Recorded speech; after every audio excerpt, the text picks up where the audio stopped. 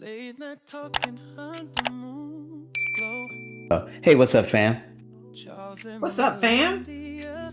Hey, Like just a keeping it real, Charles. And Melindia. real yep. talk. Hey, Ain't no we need have for a, show. a special edition here When that love's we're calling, revisiting. Uh, watch me and the last go. time we did Just this keep was it 2020 real. with our son Darren, and we wanted to revisit with him. D, where you at, son? Hello. Hey, so we want to revisit. I think we last time we talked, you were turning 30. I had already turned 30. It was in 2020. So we're coming back 5 years later, and we want to talk about some of the changes because we, also talked about you on several podcasts about our first 5 years when you were born. We went through quite a bit there, and I told the story. It got a little emotional, with telling that story, and usually do when I say that. So we want to have you on, and we just want to kind of catch up and do an update. All right. Okay, that's cool. All right. So, all right. So how you doing today, son? I'm doing good. Can't complain. Not I bad. got you. Well, you Okay. might notice too that we're Good. in two separate locations, We but all are at separate located. This is a first, right? Yeah, definitely. We all in. Okay. So that's the unique thing here because you and I normally together and we're not, you out of town and I'm home. So anyway, we're gonna get through because again we want to revisit. And I just want to ask Darren a few things with from the 2020, and we'll point that as well, that the prior video from 2020 that you can watch and see that interview with Darren. So we're going to talk about some of the expectations and the personal triumphs that we've dealt with, over the years. And if you remember early on, and I have to say, I know you don't remember this, D, but when you were just a few weeks in the hospital, we had, as we told the story, it was a very, oh boy, tough delivery for my wife, your mother. It was very tough. And like I say, with that, we go over all the things there and talk about how when you were born, you were actually lifeless, you were blue. And at that point, I thought maybe, I thought you were gone. Really, I did. And the thing was to focus on my wife. I said, Lord, just please watch over my wife because as I mentioned, they were giving you oxygen, babe. And you said you don't remember any of this, right? And you were really in distress. And I know it was a lot. It happened so fast. And then when they got Darren after they suctioned his nose and mouth, got him in the hallway. I guess I don't know what they did to my boy, but whatever they did, I said I appreciate it because I heard him crying, and that was like I said, oh, thank you, Lord, and but we got over that, and we got past that. Let me just say that, and then we went through being in the hospital a couple of days. We brought him home and we noticed a few things that was going on. And to the point where he had He-Man Jones on the blood vessel collections. And then after a few days, you told me something's wrong because he went through stridor, points where he would stop breathing and then that lip would get real dark purple, forehead would get dark purple. And we know, well, you took him to the doctor, and she was saying, hey, something is blocking his airway. And we ended up, she said, you need to go to the hospital, get him ready. And that's where we ended up at the hospital that evening. And they were running tests, asking questions, the whole time. And, you end up calling me the next morning because I went home and wanted to give it a rest because they were asking questions, running tests. And that's when we were hit with, they had to do an emergency surgery. You had signed papers, and I hightailed it over there, and that's where we were. And weeks later, with a tracheotomy, there was the youngest patient at North Carolina Baptist Hospital have a trach because he's only like 3 weeks old, having a tracheotomy, and that was tough even to see that. Um, and before we left the hospital, his doctor said that it would be probably a year to 2 years before we can hear him cry. And that was, oh boy, that was something too, just to hear that. And they say he has to learn how to clamp around the trach in order to make sounds. And so what I'm saying is that was the doctor's expectations, and the personal triumph and all of that is that one day in particular, Darren was crying and we couldn't hear him.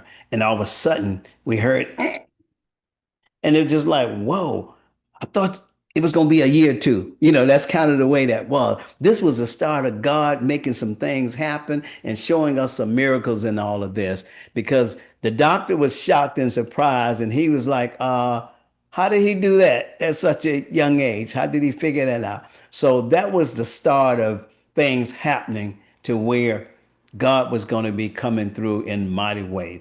And even with the short expectation of life, that was the other thing. We didn't know how long, but we're here to celebrate today. And Yeah. babe, you can go ahead. So, Yeah. So, we've come so far with God's grace. We've come to major achievement, and yes.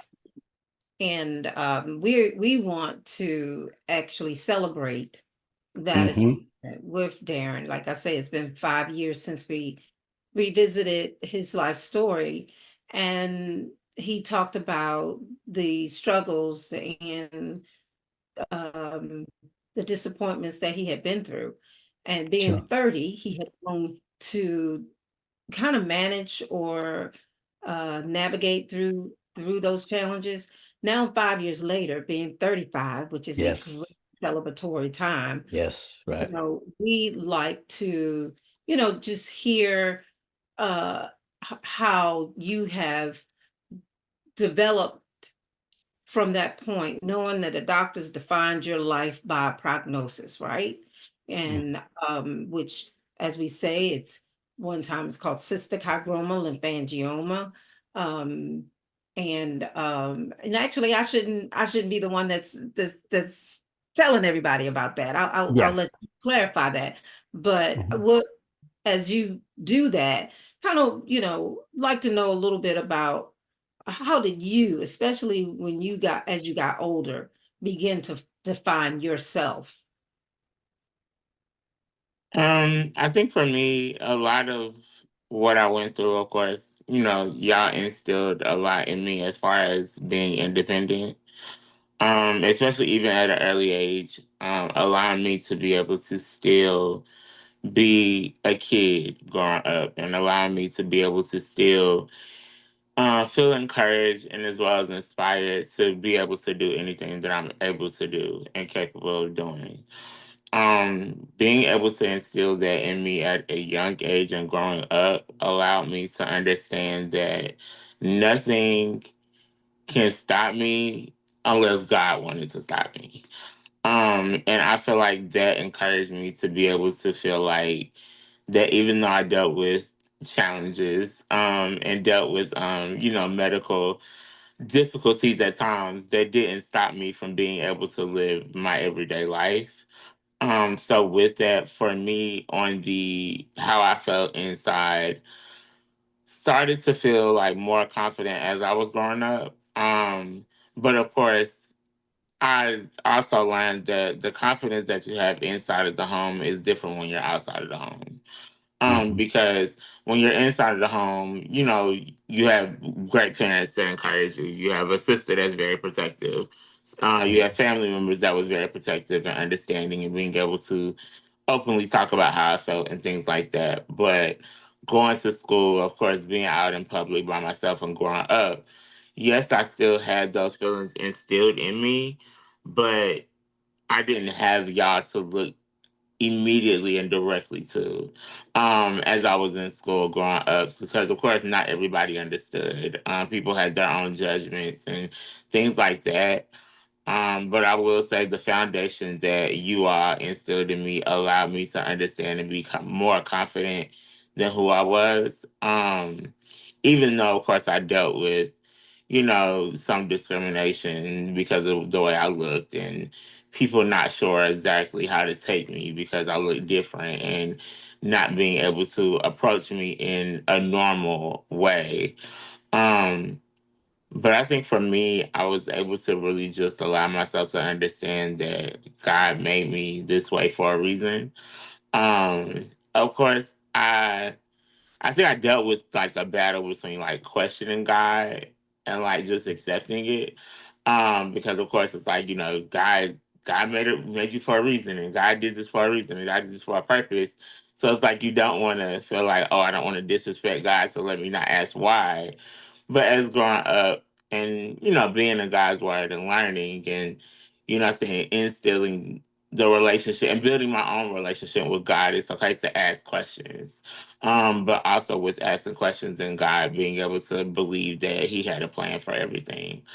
So I think with that foundation that I had, it allowed me to be able to have a lot more confidence than what people thought or felt like I should have. So. Mhm. Could you So go good. ahead? Mhm. I'm sorry, No, because go what ahead, I babe. wanted Oh, to mention, go- could you just say what your diagnosis was as you understood it?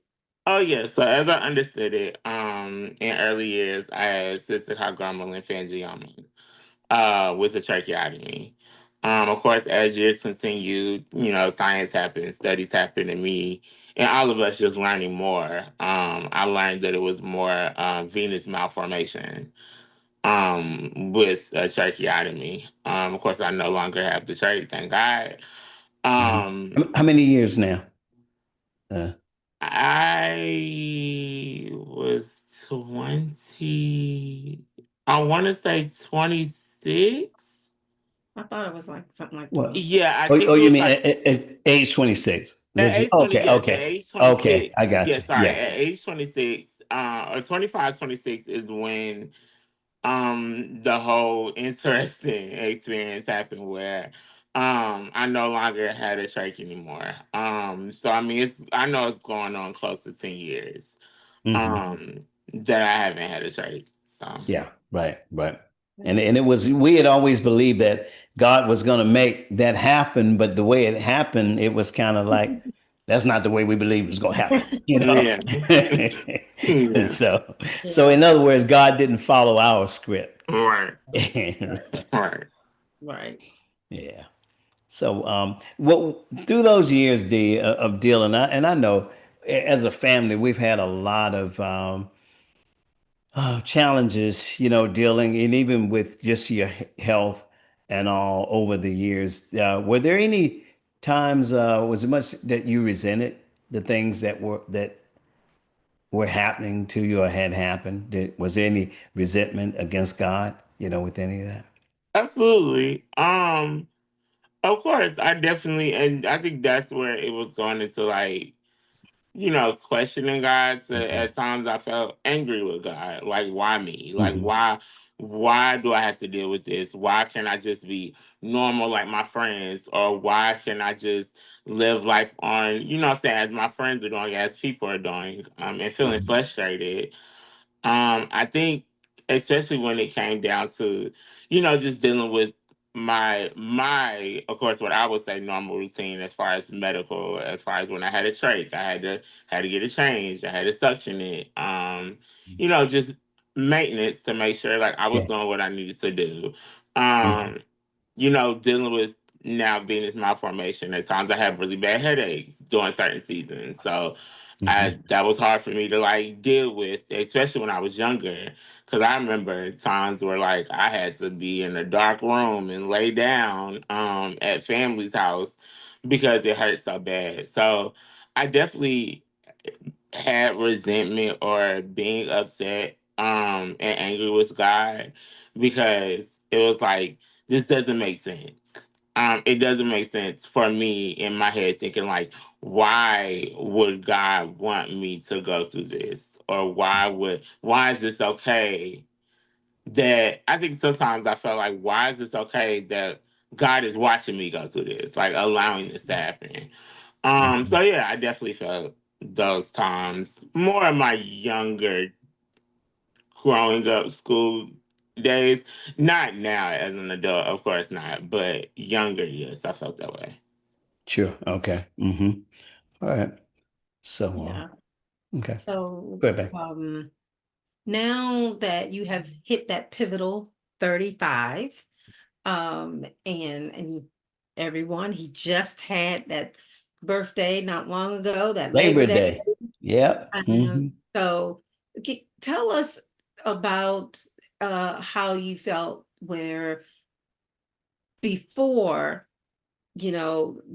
what the doctors wanted to label you as, and now being 35, give us some of your accomplishments that you think that you can share with us, that even with some people may not thought that you would have been able to. Um, so of course, before younger growing up, I know the doctors said that I wouldn't be able to do a lot. I wouldn't be able to, as y'all, I mean, of course, things, I don't remember as far as like crying and things like that. Mhm. But even from what I remember, I think, if I'm not mistaken, of course, correct me if I'm wrong, I think the doctors told me that I wouldn't live past the age of, it was either 8 or 11. Mhm. One of those ages. Of course, grace be to God, that's wrong. Sure. And Right. then Right. Mhm. being able to just do certain things as far as like I wouldn't be able to swim, as far as like being a part, enjoying water. I definitely taught myself how to swim. And being able to Excuse me, I gotta stop you on that. Let's relay that story a little bit. I know yeah.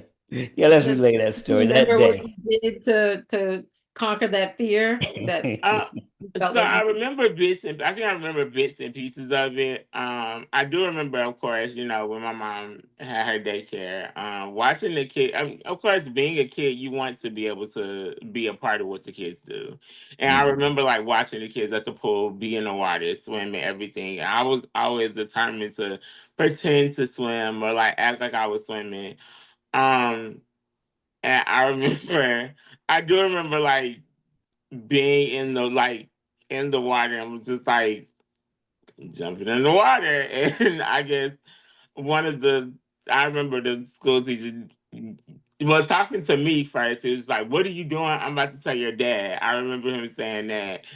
Shout Um, out, Mr. C. yeah, I remember him telling me that, and I kind of just like, okay, like I mean, sure, like go ahead, because was really determined because of course, as I said before, growing up, y'all always instilled as far as like, look, if you feel comfortable doing it, do it. Like, and that's how I felt. Like I felt comfortable doing it. I knew, what I'm saying, I had a trach. I always knew when to put my finger on my trach, when to put my head down. Like I knew that. So I don't remember I know y'all have said it or whatever, like the back end as far as like doing it. And I do remember Dad, you coming up to me being like, "Oh, like, what are you doing?" Like, Mhm. you got to check. And I was like, "Yeah, I just put my neck down." Like, cool. Because I remember you told me I got out of the water to come to you. I remember Yep, that. you I got did. out of the water to come to you. It's just, and Mhm. you've always been like, look, if you know what you're doing, you handle it, okay. And I remember showing you like, yeah, I put my neck down, that's it. And I went back and I continued to, I guess, like kind of act like I was swimming or doggy paddle type of thing until I guess, got the hang of it. Right, right. And just continue to do it that way. dive right into the Yeah. water. Yeah. Yeah, and we never thought that that would be possible, to be honest with you. Right, right. So God has shown himself mighty in so many ways. And I remember the day, Mr. C, he was so excited. He ran over and told me that. I said, "You tell Darren to come here." And I was like, "Son, okay now, definitely that water get in your lungs, this and that and that, you can drown." And I said, "What are you doing?" And you explained it. I said, "All right, now I'm putting it on you, that responsibility. Your life." And you said, "I got it." And I said, "Okay, D, I got you, man. I trust you, bro." And that was that.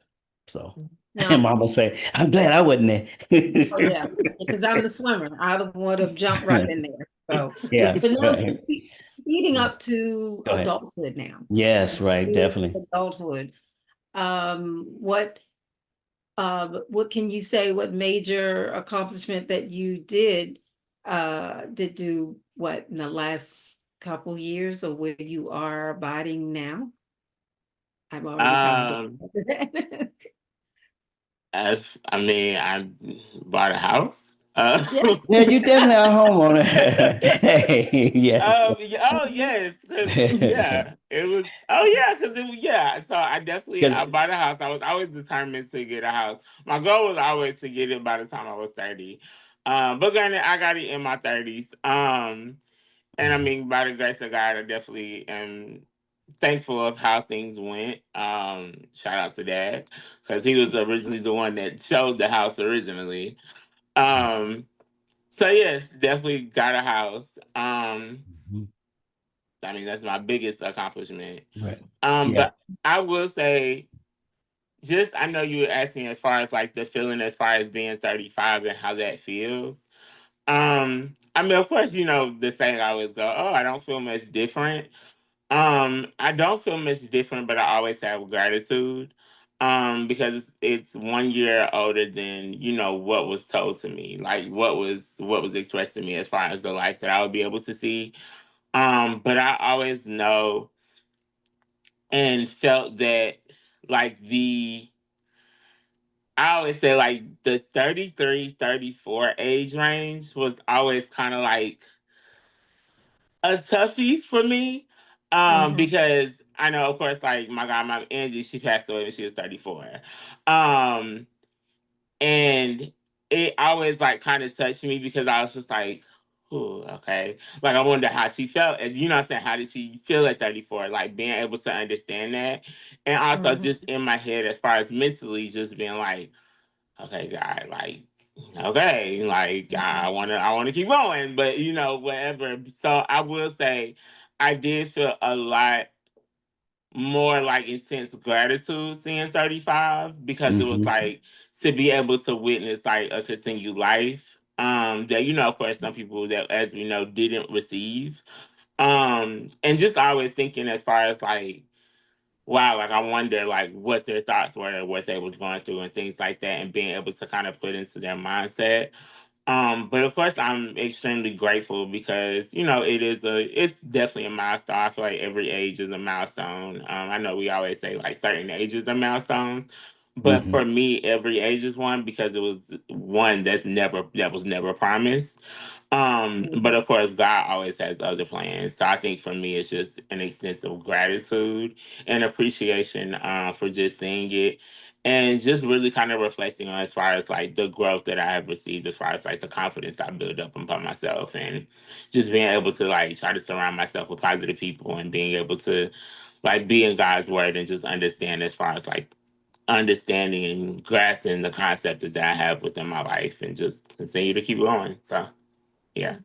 So as far as education, um, what's your education? As far as my school Yeah, education, schooling. um, Yes, schooling. Yeah, what did Yes. you accomplish there?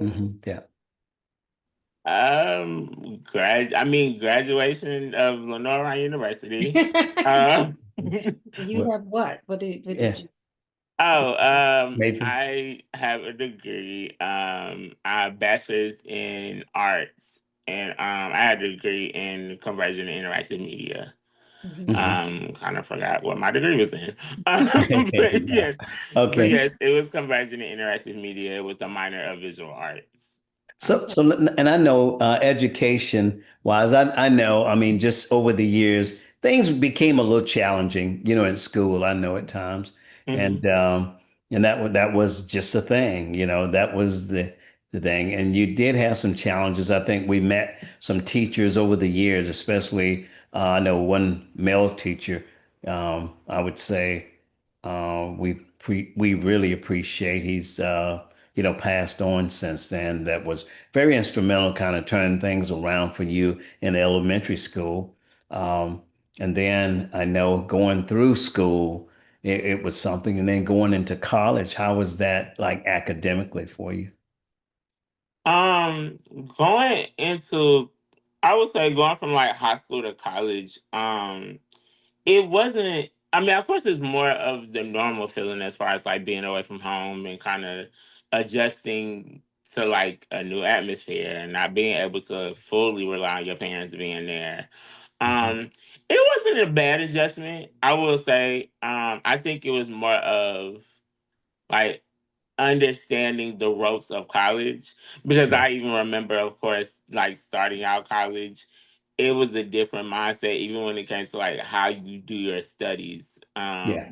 Hmm. Different from high school versus college. So I remember Right. everybody was kind of on Hmm. was kind of on that type of academic probation, Yeah. unfortunately. And I remember talking to a teacher, and they were like telling me, like, oh, the way that you approach college is different than the way you approach high school, Yes. and giving me some pointers as far as that, and allowing me to be able to understand, like, oh, okay, like this is different, like, got it, and just understanding the ropes as far as that.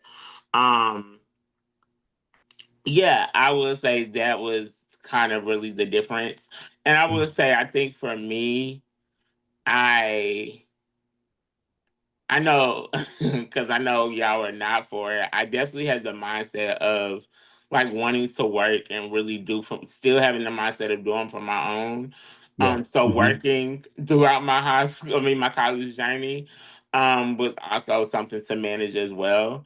Sure. Because Sure. once again, that was different from, being in high school and just, working a little job, whatever. It's like I actually had a full-time job, close to a full-time job, and being in school. Right. So I think that adjustment was also interesting as well. But yeah. You know, D, I want to say this too. And baby, I'm sorry, I'm not trying to take over, but on the school thing, I asked about academics. I remember, D, you called me and you said, Dad, I want to send you my grades. You remember that? Kinda. I said, if you are volunteering to send me your grade, boy, you must be doing good. I No. said, you must have done good. From that point, you turned it around. Mm-hmm. You turn it around. And I say, glory be to God. That was the point you got it right Mm-hmm. there. Mm-hmm. And then I think, didn't you make honor roll? You did several times, I think. I I think you did well. Go ahead. mm-hmm. Yeah, Yeah. as far as I remember, because I remember after kind of that hump of starting freshman year, after that spring semester, I think so. Yeah. Yeah, you did well. Mhm. Yeah, you know, and that's one thing. I think the Lord that you got it, you turned it around, and we really give God the glory. Okay, baby. I'm not gonna. I just wanted to just mention a couple things as far as, when we say education and experience and the things that you have been able to accomplish through the grace of God. And now he he's humble with this, but Mhm, Darren's an executive at a bank that he mhm. had been in the banking industry for what? How Over 10 long? years. Yeah, Over 10 years. yeah, not close. And Yeah. being a homeowner and accomplishing those things, he has accomplished a couple other things and speaking engagements and things like that. So we've Hmm. already always tried to instill. But my last question with you in pertaining to this area is, what do you think the biggest, because these are things that people were looking at you and already determining what you could not do, Mm-hmm. but without knowing what you can do. What do Mm-hmm. you think is the biggest misconception people have, about living with your, I can't even say it's a challenge anymore because it's what you have adapted to. But when obviously there's some um, visual, look somebody might see and maybe see something a little different, but what do you think is the biggest misconception that people have had about you? I think And for me, and as I'm growing as an adult, and noticing, it's the misconception of me not being a people person. mm, Of course, like looking when you, because I think naturally, I'm naturally in my element. I'm not like a, oh hey, walking up to a random stranger. But once I've noticed and hear people say, like, as they talk to me, oh, I just wasn't expecting you to have this much personality, or oh, I wasn't expecting you to like be just knowledgeable in certain things. Like just being an overall people person, people don't expect that, especially when you look at somebody with a quote unquote medical condition. You just think like, and I've heard this from people, like people that do have medical conditions, they feel like they're timid. They feel like they can't speak for themselves. They feel like they're not able to be independent or have personality or being able to be knowledgeable in certain subjects or speaking and things like that. So the misconception that I've noticed the most is just not being able to be a people person and being able to adapt in everyday environments. Hmm. So that's, I will say, one of the biggest things that I've noticed. Okay. Okay. Now, as we kind of come to an end with this, and as parents, we have both been your biggest advocate, Sure. and Hmm. I've been called the helicopter mom because I will swoop down, and Hmm. I've been very, very protective of his social well-being and his mental stability because I know how hard it can be for the mental Sure. as you're growing Right. up Yeah, and we challenges both. that Yeah. we dealt with, and you've Hmm. overcome that as a child to an adult, even though I'm still sure Hmm. that you may have some tapping on your shoulder sometimes and that cognitive that can disrupt a thought process. So I want to say, as we as parents, that for parents that are out here, and if you have children that you're dealing with any type of special needs or any kind of medical challenges, yeah, it's hard. It's hard as a mom, as a dad, to see your child struggle through something that you can't absolutely change. Right. But, Yeah. that I think that unification of us coming together and praying together, and believe me, it was sometimes just the two of us Hmm. praying and Ashley and our family, but I'm saying us just physically the two together that kept me to be your biggest advocate, your dad, your biggest advocate, putting you out there, making you believe that you can do all things through Christ that strengthens you. That's Right. a constant thing that even to this day. And I just think that your story is a beacon of hope for other families. Sure. Right. It Hmm. really it is should pull on some encouragement for others that may be going through some things. And knowing that even though as you still get older and things happen, because as we say, life be life, and right. Mhm. Mhm. So would you I don't want to end it so much with what my final say, but I wanted, Dad, do you have anything to add to that as a parent and from your side? Yeah, one thing is that we wanted to do for, and we did for both of our children growing up, is to get them around people that could be positively, motivational or a mentoring type situation. And we were able to do that with both our kids, you know, um, and there were people that were, like I said, motivational in the early years. And I know with you working at Winston-Salem State, there were people that we connected, both Ashley and Darren, with that helped them, like after school doing things and being in a adult environment to communicate, with adults and that. And then even later on, through the toughness of getting a job and the discrimination he dealt with because of his looks. The Urban League, they opened doors for him at a young age, as a teenager. And Mr. Keith Granberry was, pretty positive, in his life as far as a mentor, through there, and gave him opportunities to speak at the openings and the closings of their summer programs, and even on several events he got on. And then even a couple of TV appearances, getting a resolution from the mayor, Winston-Salem.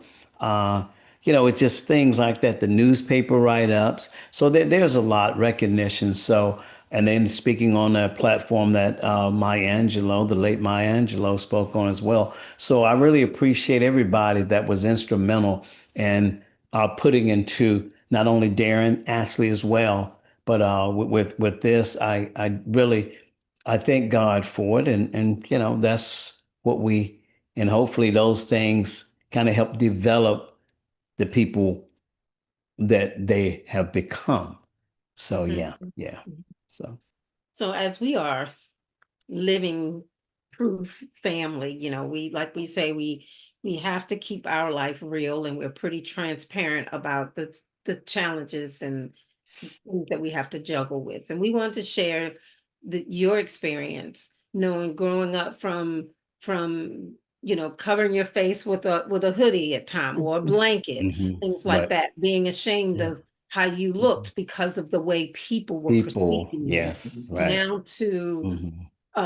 identifying and having the sympathy and the empathy and the heart of gold that you have Hmm. today, Very, every very day. giving, I must say. And Yeah, to a still, fault sometimes. Because yeah. I'll be like, all right, now, yeah, And like yeah. Don't take advantage of my boy. Yeah, that's that's how right. I feel. So Yes, I, definitely. I try to stay in my lane, and I know I cross the path sometimes because I still know that there are some vultures out here that don't Mhm. mean you any good. So, Right, right, right. as parents, we are always for those that are Yeah. supporting their young adult children, their adult children. But Hmm. as a final thought for you, you kind of rewritten really the even if the doctors was to even see, which I can say I'm going with him to his upcoming doctor's appointment, but Okay. because it's been so Mhm. long Yeah. that we haven't even had to see him as often. Right. But you kind of rewrote the definition really of a medical Yeah. miracle, because this was Yeah. only by the grace of God, from a supernatural, from Hmm. a God natural event to one human spirit and perseverance that I Hmm. can say that you have.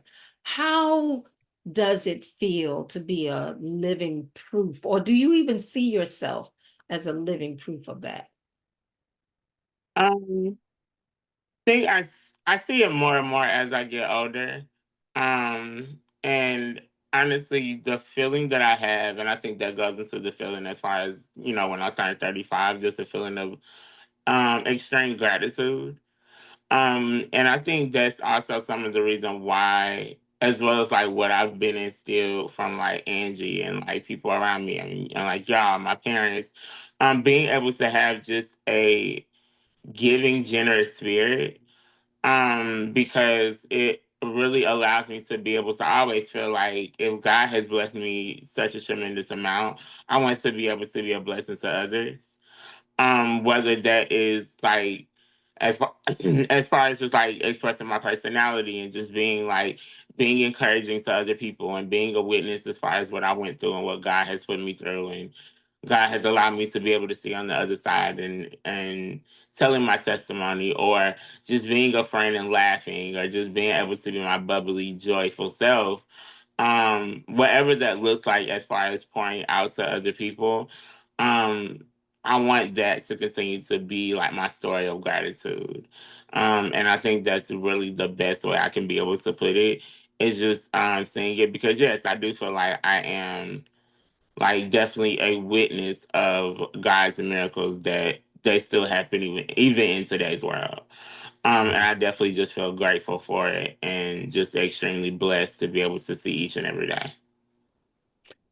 And something I want to say on that too, D, is just like the surgeries you've had. About how many surgeries have you had, like over the years? The first one, we know you were just shy of 4 years old. Hmm. Um, and how many total can we?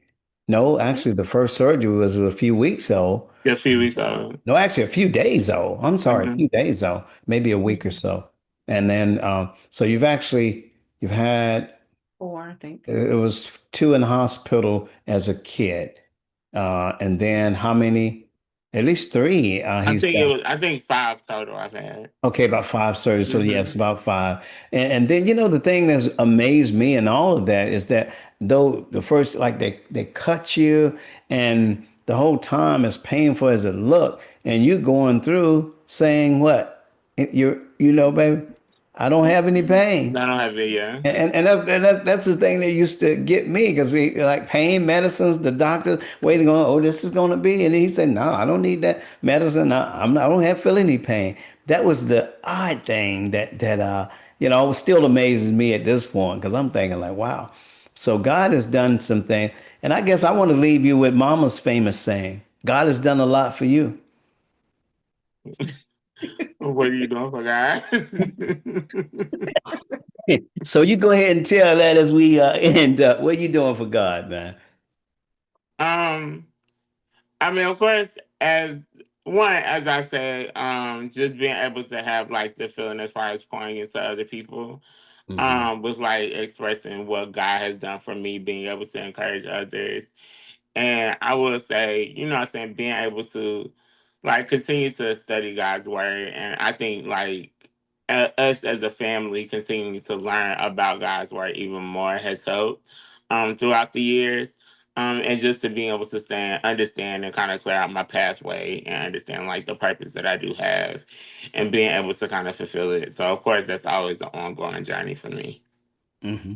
Okay. And I want to pose that question, not only myself, my wife, but to our audience and our community. So God has done a lot for you to get at the point you are. So going to ask the question, what are you going to do for God, Mhm. really? And with that, I appreciate you, D. Of Yes, course. you do. Of Really course. appreciate you. Love you, man. Love y'all Unconditional. too. Yeah. And you know, definitely, I've always believed God's got good Lay there purpose for talking you. And the only thing I told my honeymoons, family to broken connect to God and learn your purpose. Charles You know, people going out seeking Melendia things, they want to got the seek their flow. truth, you know, as we say. But I'm gonna Real say this talk as I have ain't no before, need is for that if your show. truth is not God's truth, then In it's not those truth at all. gardens, Hmm. Period. watch So, it Absolutely. grow. all Yeah. right. Any last words, Just D? keeping it No, real, I thank y'all for the no opportunity, of course. And pretend. Hmm. definitely appreciate Charles it. and Yeah, and we appreciate you jumping on Melendia with till us. the Of My course. love, end. Thank I you so miss you, much. Through the girl. highs and I the miss God you, will girl. be. I miss you, girl. Okay. All right. Lord willing, we'll see you soon. You Yes, know. and thanks again, Darren, and love you and love open up, Dad and hear the take her heartbeats family. We tune. will love you guys too Every for your support. argument, Absolutely. Appreciate you Um, jumping on. every yeah, Yes. swoon.